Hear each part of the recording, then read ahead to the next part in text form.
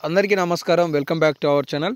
తెలంగాణ రాష్ట్రంలో పంట పెట్టుబడి సాయం నిధుల కోసం చాలా నెలల నుండి 4, 5, 6 ఎకరాలకి సంబంధించిన రైతులు ఎదురు చూస్తున్నారు. వీళ్ళందరికీ కూడా ప్రభుత్వం తాజాగా ఒక గుడ్ న్యూస్ అప్డేట్‌ని తెలియజేసింది. వీరికి రైతు భరోసా నిధులను ఎప్పుడు ఖాతాలలో జమ చేయబోతుంది అనేది ఈ వీడియోలో మీకు విత్ ప్రూఫ్స్‌తో సహా చూపించబోతున్నాను. వీడియోని చివరి వరకు చూడండి.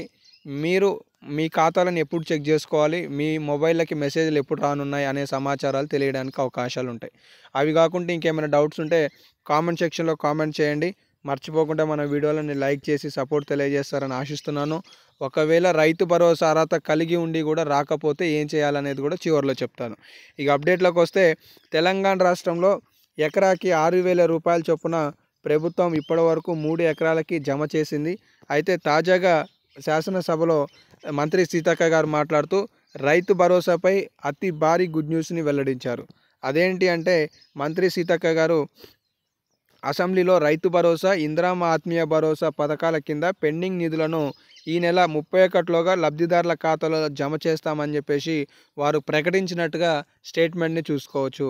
తెలంగాణ రాష్ట్రంలో 2 లక్షల రుణమాఫీకి సంబంధించి కూడా తాజాగా తుమ్మల నాగేశ్వరరావు గారు శాసనసభలో శాసన మండలి సభలో కూడా 2-3 సార్లు తెలియజేయడం జరిగింది. 2 లక్షల రుణమాఫీకి సంబంధించి 2 లక్షలకి ఒక్క రూపాయి ఎక్కువగా ఉన్నా కూడా రుణమాఫీ వర్తింపు చేయాలనే ఆలోచనలో ప్రభుత్వం లేదు అని నిర్ధారణ చేశారు. అంటే 2 లక్షలకి పైన ఉన్న వాళ్ళకి రుణమాఫీ కాదు అనేది సమాచారం అన్నమాట. గత ప్రభుత్వం 3,500 కోట్లే చేస్తే మేము సుమారుగా 20,000 కోట్ల రూపాయల 2 లక్షల రుణమాఫీ చేశామని చెప్పేసి వారు చెప్పడం జరిగింది. ఇక రైతు భరోసా విషయానికి సంబంధించి పూర్తి స్థాయిలో మనం మాట్లాడుకుంటే జనవరి 26వ తారీఖు నాడు ఈ పథకం ప్రారంభమైంది.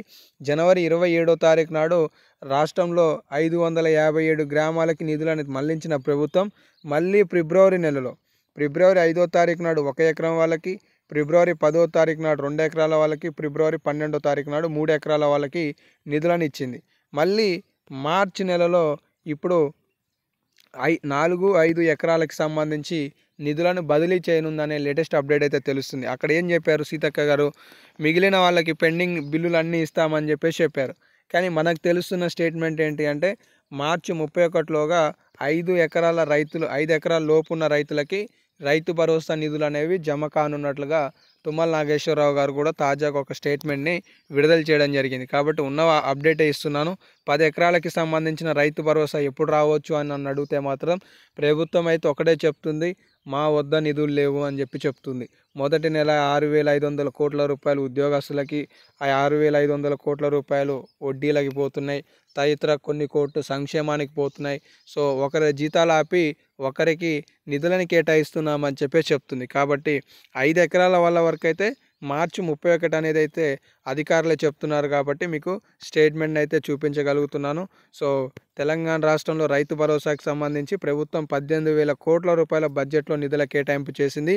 మొత్తం వ్యవసాయానికి 24,000 కోట్ల రూపాయలు కేటాయిస్తే ఇందులో 1,500 కోట్ల రూపాయలు రైతు బీమాకి, 1,800 కోట్ల రూపాయలు సన్న వడ్లకి బోనస్కి కేటాయింపులు అనేవి చేయడం జరిగింది. సో ఇవైతే కొన్ని లేటెస్ట్ అప్డేట్స్ ఉన్నాయి రైతు భరోసాకి సంబంధించి.